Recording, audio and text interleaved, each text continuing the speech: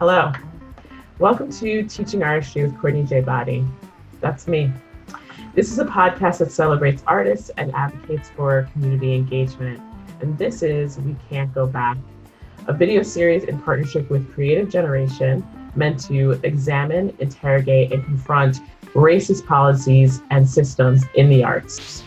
This series amplifies leaders in arts and culture who drive radical change in communities through anti-racist and liberatory practices. Subscribe to the Teaching Artistry with Courtney J. Boddie YouTube channel and follow us on Facebook, Twitter, and Instagram. I identify as a Black cisgendered woman. My pronouns are she, her. I am uplifting and paying respect to my ancestors, stolen from across the African diaspora, from their native lands, and within the U.S. I am also breathing in love and support for Breonna Taylor's family and for those who are living with racial trauma in this country and beyond. We are in deep pain from structural and systemic racism that is experienced daily. I live in Brooklyn, on the unceded lands of the Munsee, Lenape, and Canarsie nations, and I pay respect to and uplift the indigenous diaspora woven into my history and DNA through a network of love and solidarity from the Cherokee, Creek, and Uchi nations. Let's welcome our guest, Dr. Daphnie Sicre. Hi, Daphnie. Hi, hello. Thank you so much for joining me. We have been talking for a while, and we both have our respective beverages, adult beverages. I can't even begin to tell you how honored and delighted I am that we are having this conversation. And so, again, thank you for joining me. Okay, so let's get into you. What is your role in arts and arts education, and what are some ways that you embed anti-racism practices into your work?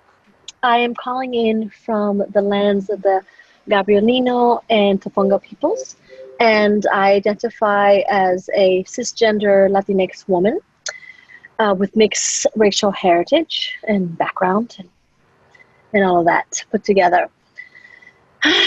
So I say that because it really, it has shaped who I am as a person, and it has shaped my work in anti-racist practices. And also it has shaped my work in like arts education. Like in my teaching philosophy, I actually write down that I can't separate who I am from my practice. Like it's embedded in it. And a couple months ago, I was looking at my applications for grad school for the PhD program.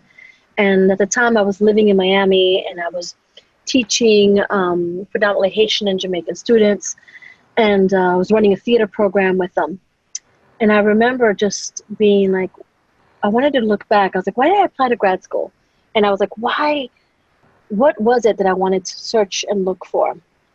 And I was reading my essay and I was looking at the notion that I wanted to really investigate theater arts curricula and the lack of diversity in its curricula. And I wanted to sort of investigate why that was the case. Why weren't we being taught X, Y, and Z? Why weren't we being exposed to X, Y, and Z? And, it really stemmed from my students and trying to find materials for them on a consistent basis that reflected them and their stories. And so having studied, like, my focus in theater was Black theater, and I teach now Latinx theater, and my dissertation was on Afro-Latinx theater, so sort of the combination of both. And really trying to sort of, again, investigate as an artist, what do I want, what I want to do, and as an educator, what I want and what I want to do. And through like 10 years of grad school, again, sort of like investigating that. And now, fast forward X amount of years after finishing the PhD and all of that, being at an institution and being a full-time professor at Loyola Marymount University, really seeing what is my role, what am I supposed to be doing, and how can I really go back to this question I had years ago, like, how do I help change curriculum? How do I help change how things work? And I'm really embedding myself in anti-racist practices and educating others in anti-racist practices, as well with what I do. And this summer, I really realized this is really a conversation we need to be having with a lot of people. And for years, like when you're doing social justice work, and at LMU, I was hired to teach theater for social change. Like the position asked for someone who teaches theater for social change, who is also a professional director. So it's like a dream job because I'm a professional director, but my focus is so much in theater for social change. And under that, I put my research work of Afro-Latinidad and my teachings of Latinx theater and my passion for Black theater. That all seems to fall under the same umbrella for me. And the educators who are doing this work, who's been doing this work for X amount of years. And so, and knowing those people, you have conversations with them all the time, and you send messages to each other, and you talk about curricula, you talk about activities, and you talk about what you're doing in your classes. But that's an internal conversation that we're having, and we're the people who've been doing this work for X amount of years. And so I realized this summer, I called my best friend, Carl Williams, who teaches at BMCC, and he also teaches at NYU. And I said, Carl, I was like, we've been doing this work for a long time. I was like, maybe we can come up with a structure of how to teach anti-racist theater practices. And he said, Daphne, I think that sounds fantastic. I was like, and maybe we can start some workshops that look at anti-racist theater practices. And we know that Nicole Burer is doing anti-racist theater and the ethos and having people examine that. We know that Dr. Sherelle Luckett is doing Black acting methods, and she has founded the Black Acting Methods Studio and is centering Black acting methods and Afrocentric methods at the heart and the core of everything that she does. And so, like, how do we fit into what other people are doing and help people really change their curricula? And in conversations with Carl, one of the things that we decided and that we truly believe is that if we can work with other theater educators to help them change their practices, there's going to be sort of this trickle up, trickle down effect, right? Because then they're going to change their practices, hopefully, ideally. They're going to really think about anti-racist theater practices, rethink their curricula, rethink their classrooms, rethink the syllabi, decolonize, do all of these things. And that is going to then fall onto these new generation of students in their classes, right? This new generation of students in their classes is then going to graduate having had a different set of standards, a different way of teaching, a more inclusive, a more equitable way of teaching, a more diverse way of teaching, and learning from that versus a white Eurocentric approach, which a lot of theater programs are. And they're going to graduate, regardless of their race, regardless of their background, they're going to graduate with a different education. And then they're going to start their own theater programs. And then they're going to start their own theater companies. And then they're going to go into the field and demand X, Y, and Z. Because if we're looking at what is happening right now, we already have a generation of students who are graduating from programs saying, the education I had was not acceptable. The spaces I was in was not acceptable. My voice was not being heard. And we need to change that. When you have hundreds of students popping up across the entire country saying that their theater programs have not equated them with the proper education, these are BIPOC students, predominantly Black students, who are stepping out and saying, you did not, the last 4 years were a disservice to me, and they caused harm and they caused trauma. We need to listen to that. So in conversations with Carl, we're like, okay, let's create these sort of workshops that can help people figure out how to start doing this work. Because again, if it trickles up, then it'll trickle down, and then we'll change the system. Of course, this is not something we're going to see in the next 1 or 2 years, but hopefully we're planting seeds to make that work happen. And so that's one of the things that I really, truly wanted to start doing, because it'll affect curricula. You start embedding anti-racist practices in it. You start teaching people what you need to do to create an anti-racist space in your classroom, in your curricula, in your department, in your institution, because there's, all these different steps and places.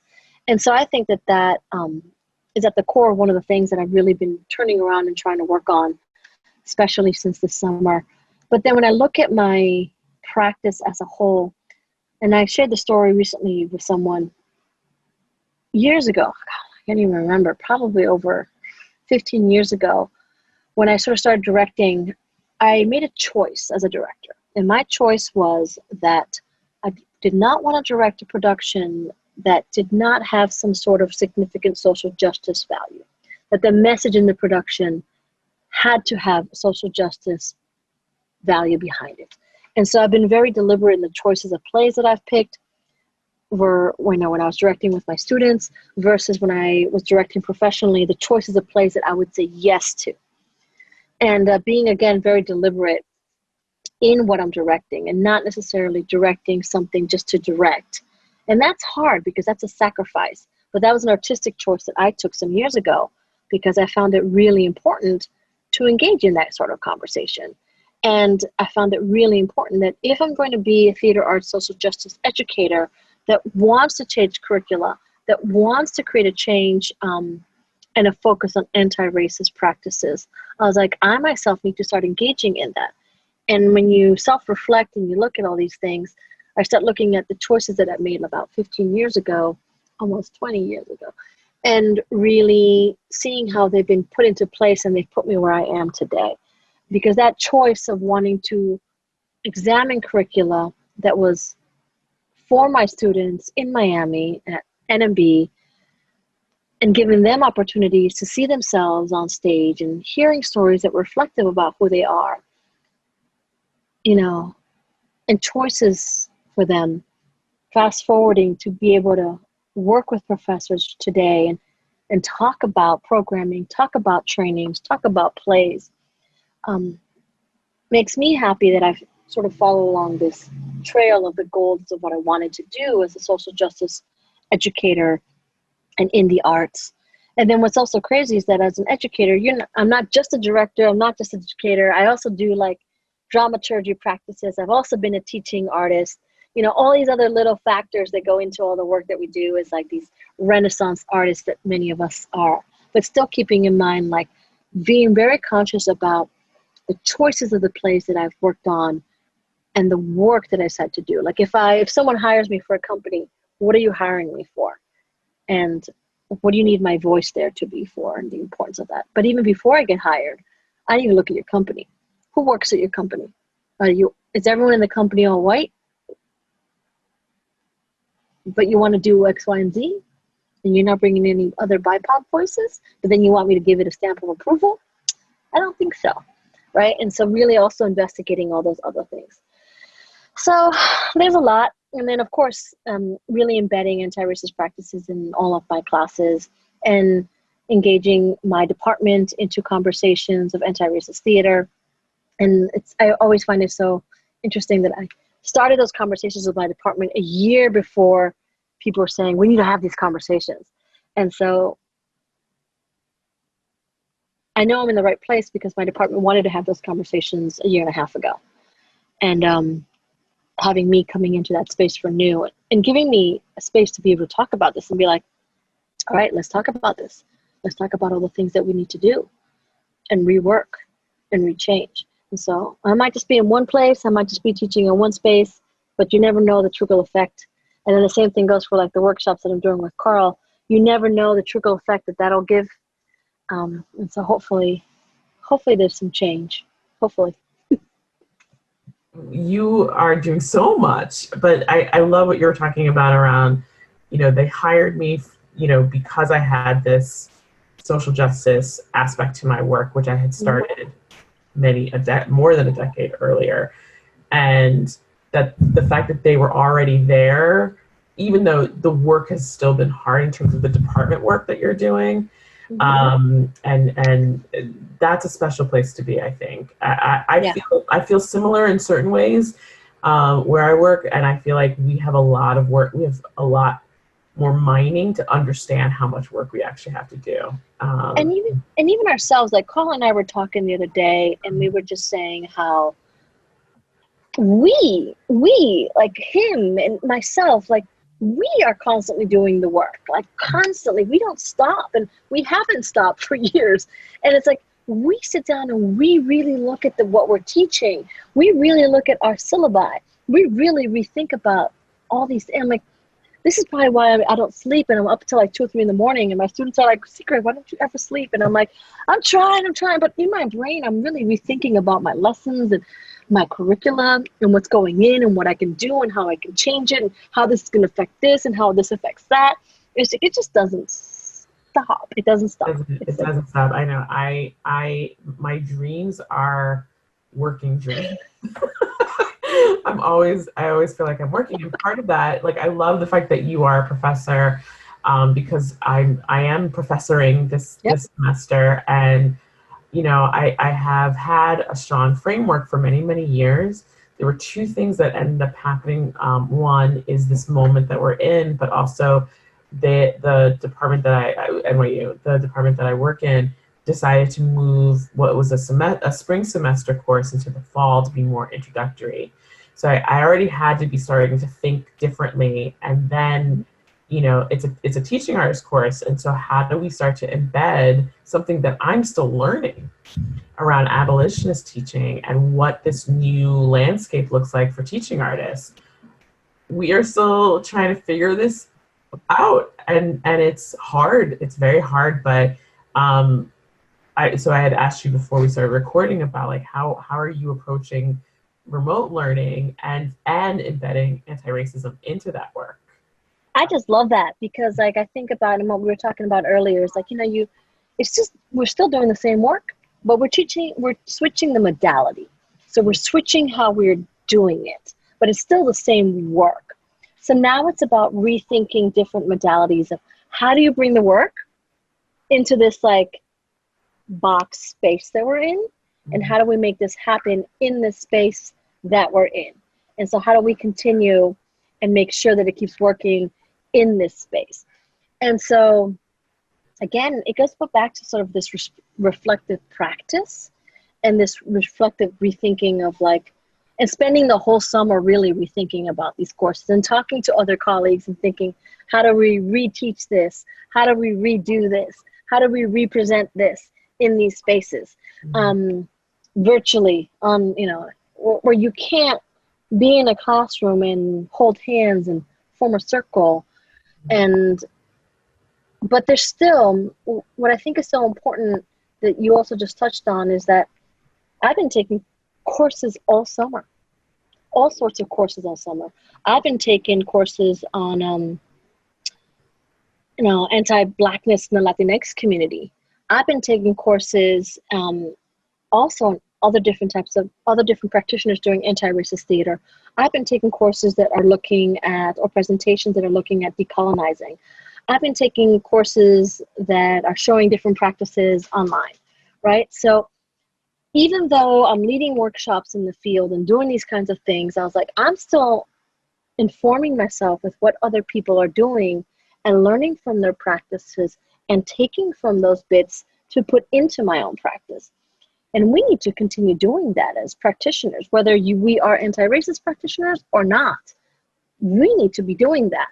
And the blessing to me about teaching online is that it has forced everyone to really rethink about their lessons, rethink how they teach their lessons. Because we all know that there's these professors who have been teaching the same exact lesson for 20 years and still have the rusty notes in a notepad that's 20 years old and teach from that. And now they're online and they're like, I don't know what to do. And so it's forced them to really rethink about things. And, for me, it's normal because I do it all the time. As soon as I finish teaching a lesson, I'm like, oh my God, that didn't go well. Oh my God, I need to teach this. Oh my God, I need to think about that. And just recently I had this one assignment I gave in this one class, and I have a similar assignment in another class. And I was sitting with a student working on the assignment, and I was like, oh, I need to change the assignment for my other class, which is due next week. I was like, because I was sitting with a student working on her assignment with her of this sort of model that we had thought of and came up with. And I was like, oh, I got to change this. This is not going to work. And being flexible. Yeah. Well, I was just going to say that I think that for me has been the most liberating part, is that I get to simply be responsive to this group. Yeah. I was telling you before that, I had this whole lesson plans mapped out, but they were heavy. They were heavy. It was Wednesday. and they were heavy. And it didn't seem like that was the reason. Nobody was saying that was the reason, meaning Breonna Taylor was the reason why they were heavy, right? But I just thought, well, let's just lean into those emotional, let's just lean in and let's create some work out of it so that we can find ways to process our feelings. And that ate up a large section of our day. But at the end of the course, the end of that session, I thought that's exactly what needed to happen. Exactly. And so we missed one piece of the puzzle, but it's fine. It's absolutely exactly. And I'm already thinking, I need to relook at my syllabus and relook at the week of our election week. I'm like, I need to go on my syllabus and look at election week. I was like, okay, it falls on what day? So what classes come after that? Oh, okay. All right. So I do have a class on the 3rd. Let's see how they're doing. And like on the 4th, I have another class. Yeah, on the 4th. Yeah, that's when I teach. And I also thought the same thing yesterday or the other day when I was like walking through, like, oh, here's when I might want to bring somebody. Oh, yeah. We're gonna figure that out. Because I remember 4 years ago, I was teaching at BMCC and I was teaching at Marymount Manhattan College. And at BMCC, I had to change my entire lesson that day. It was like, and I hadn't thought about it as an educator, which blows my mind. And I guess it's because I had been privileged enough that the past 2 elections did not emotionally and traumatically affect my students. So when those elections occurred, I was walking into spaces and everyone was like euphoric and excited and happy. I remember walking into these spaces exactly, the 2 times that I did. And this past election, I remember it hadn't even crossed my mind. And then walking into class and seeing students missing and having emails from students and emails from students telling me, especially students who were undocumented, telling me that they were afraid to come to school, telling me that their families were already thinking about moving back to a country that they've never grown up in or they've never seen or they've never been in. It broke my heart. And that was at BMCC. And then that was like a Wednesday, right? And then a Thursday, I was like, okay, so I was ready. I was like, I wasn't ready for my Wednesday class, but my Thursday classes, I was like, okay, I'm ready. And then I was like, I teach at Marymount. Let me restructure. I was like, this is the lesson we're supposed to do that day. I was like, I don't think this is going to happen. Let me do a lesson on this just in case. And I walked in and the just in case lesson was exactly the lesson we needed. Students needed to talk about how do they talk to their parents? How do they go back for Thanksgiving and talk to their parents who voted for X, Y, and Z? How do they sit across the table with family members who believe X, Y, and Z? How do we talk about trans rights that have just been sort of like destroyed and abolished? And I had students in class and they were in tears and in fear for their lives because they're trans students and they're just like, I don't know what's going to happen to my civic rights. I don't know if I'm going to lose all my rights. And students who were talking about their mental health issues and health and what's going to happen and who's going to pay for their health. And that was and of course, the course I taught was very appropriate. It was arts and social justice. So I could do a lesson and it fit perfectly into the spectrum. But it really wasn't a lesson about that. It was about a lesson about what's going on in this country and how do we have these conversations with people that we might love and they're voting against human rights. And, fast forward now and we're looking at, a white supremacist government that has no issues in their proudness of white supremacy. Like I just looked at this executive call that the president wrote this week against anti-racist practices and anti-sexist practices. And as I read the entire document, I was like, this shit is scary as It is really frightening. And yes, it was an executive order for federal and military and any contractors that work with them. And you just look at this and you're just like, okay, I'm a theater educator, but believe it or not, this affects this. Like, I'm a theater educator who's engaging in anti-racist practices and running workshops about this. Does this mean now that certain universities would not work with me because those universities might work with the federal government, or, you know, I might not get hired in X amount of places because now there's an executive order that prohibits the examination of anti-racist practices and anti-sexist practices? And part of me even just looks at it and was like, have we not been looking at the thousands of cases of women in the military and the sexual abuse that they've been enduring for X amount of years? Like, do we just forget about this shit? Do we just forget about, like, that is exactly what they want. They want us to erase that, right? This like it never happened. This executive order is literally about saying none of that matters because we are trying to be great. But their definition of great is about oppressing other people. Absolutely. Groups of people. It doesn't include you and I in this definition. It doesn't at all, right? And so that's why sometimes that is part of the reason why I get completely baffled by those folks who are of color who support this particular administration.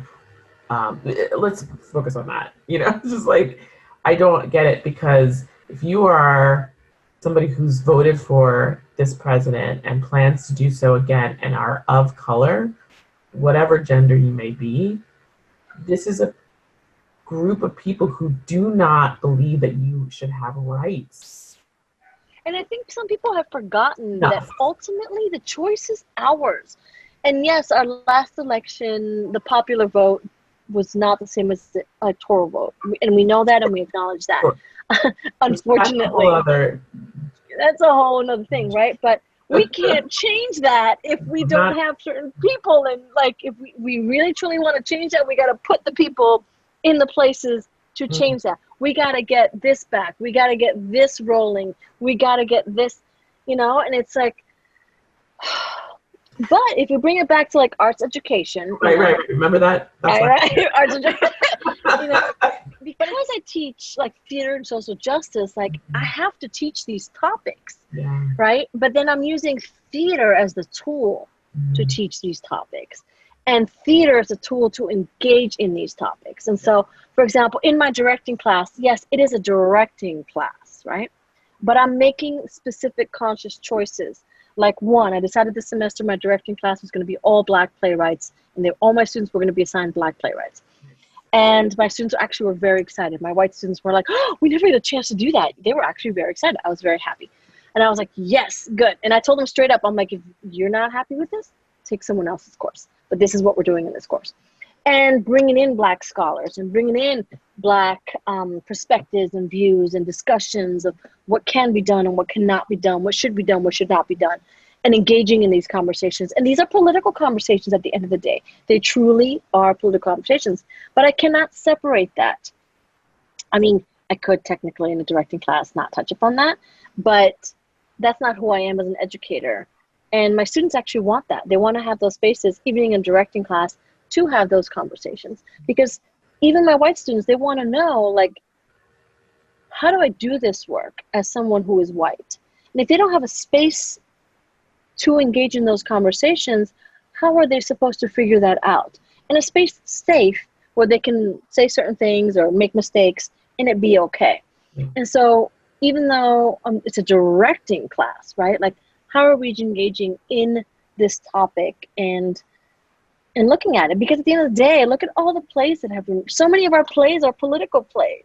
So many of our plays are race plays. So many of our plays are looking at examining society today. Like, and that's what we're doing as artists. Like, we're examining society. We're critiquing society. James Baldwin has this incredible quote about what poets do. And when he says in the quote, like, when I say poets, I mean artists. And the impact that artists have, the impact that poets have on society. And I look at this and I'm like, James Baldwin, thank you so much, because it's true. Like, yeah, I know people who like, oh, I don't want to be political in my classes, but how can you not when you're teaching theater?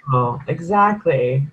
Like so many, our work, like so much of our plays, no matter who's written them, are political. Like, they're political statements, they're historical statements, they're statements on society. And that's why these playwrights are writing these plays. They're telling you about their own personal experiences.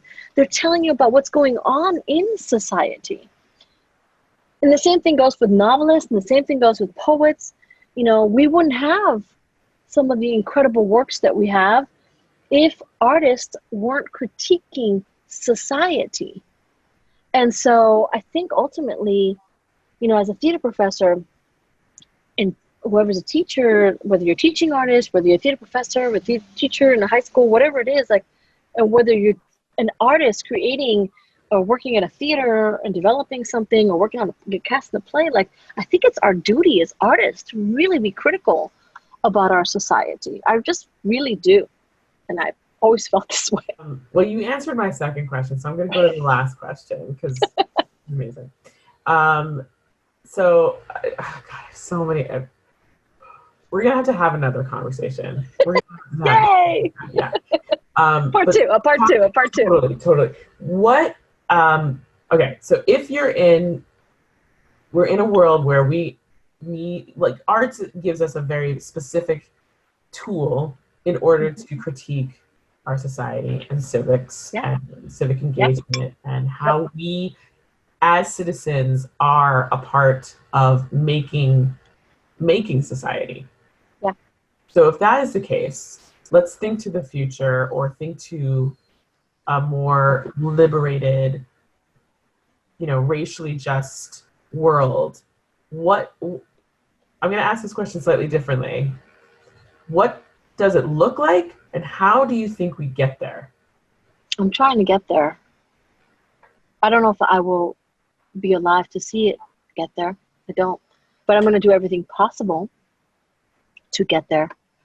I also want to exist in the circles where that is happening, which I do already. I'm part of organizations like the Black Theater Network, like the Latinx Theater Commons, that engage in the theater and the practices I want to see. I connect with practitioners that think similarly to me, and those who want to learn and continue learning from me or from each other together. But I think it's really about an equitable society where I can see myself represented. I can see someone like you represented on stage. And there's a reason why we're on stage. We're not just being put on stage to create yay, rainbow. It's not about a coalition rainbow. It's about why are we on stage? What stories are we telling? And these are real stories that everyone needs to hear. Because when you bring a story in the middle of somewhere that with actors that might not look like people in that space, right? But when they tell that story, you believe that story and it hits you. Like I've seen plays where I'm not represented on stage. I'm going to rephrase. I've seen Black plays, for example, that I'm not represented on stage, but I'm sitting there and I understand that story. It's not my story, but I understand it. And there's a level that art, again, shows us, but by seeing that story, by seeing what these characters are going through, that clicks in differently than seeing a news headline or walking in a protest, which is incredibly important and must happen as well and cannot be taken away. That right cannot be taken away. They're trying to take it away, but it cannot be taken away. And with these stories, and for so many years, theater has been used as sort of, again, this tool to tell stories of people and to get other people to learn from those stories. I want an equitable society where all of our stories are being represented, when all of our stories are being told, where we're learning about all these different stories, and we're not having this patriarchal, hierarchical, capitalistic view of what the industry needs to look like. A theater that everyone can participate in and be a part of and see. Even like, one of the blessings of COVID is that students are now able to see plays they would have never seen before because they're being streamed, and they're being able to see this place from their home. You know, something like Hamilton, thousands of students have now been able to see it because it was on Disney Plus. And the beauty of something like that, even though there's a lot of problems with Hamilton, but I'm just using it as an example of what the power of like changing dynamics and things and what that brings, and like the questions and like the syllabus that can be built around that. And you start seeing like some, you know, Lovecraft Country has a syllabus attached to it, right? And so you can be watching this TV show and have a syllabus attached to that. How exciting is that? And so I want to see all of our stories on stage.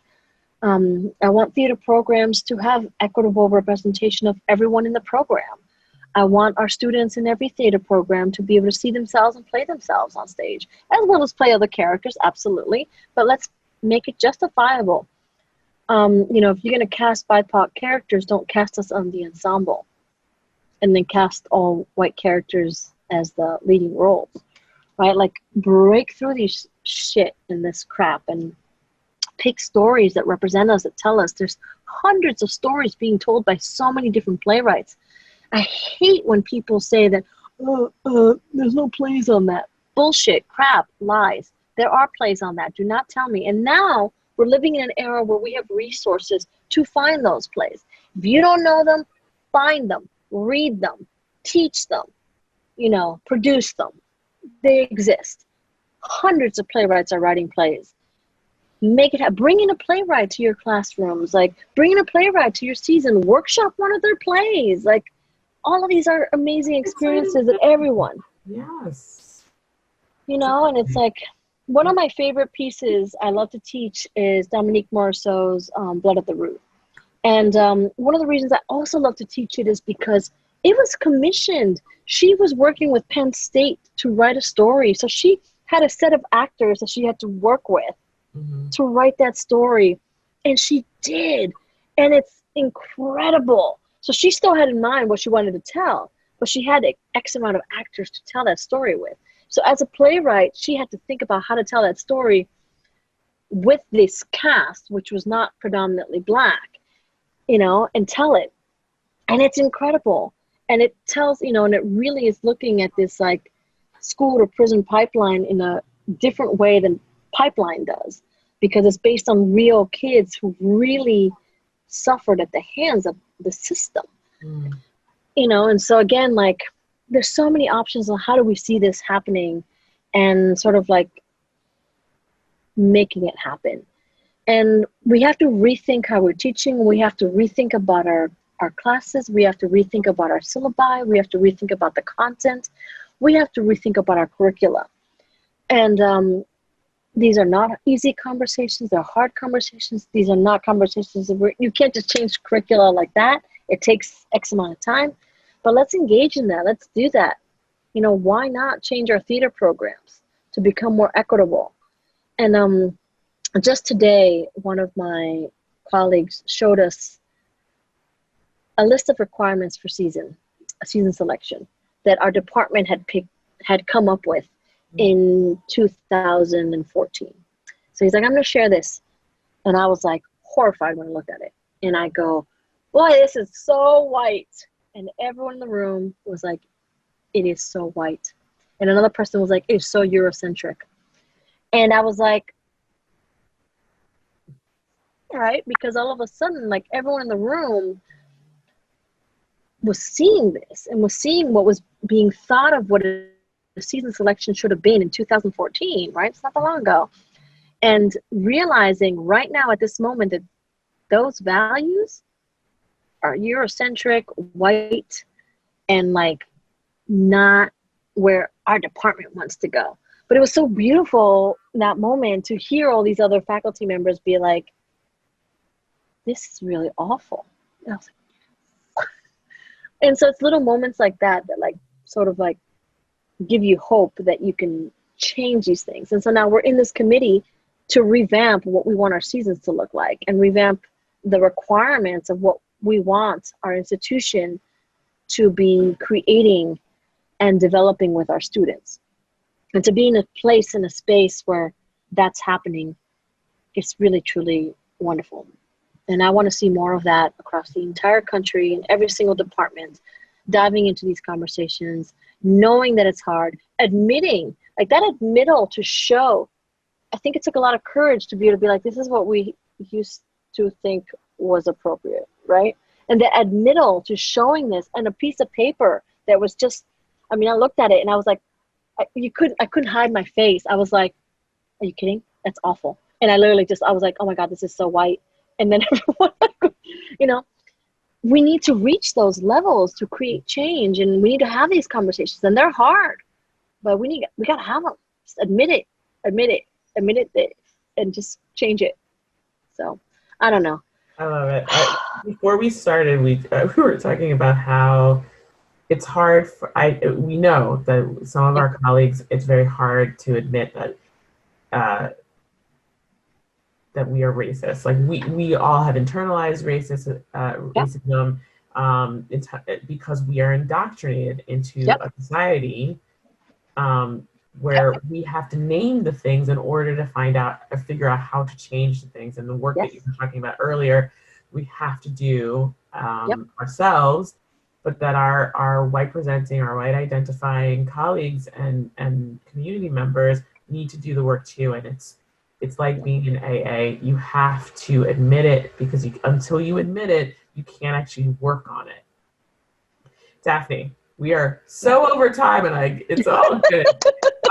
Thank you so much. I love being with you. I love these conversations that we get to have in many different kinds of spaces, mostly because we are, on two opposite coasts, that it's over the Facebook. But I've tried to get into your workshop, and every time it gets sold out.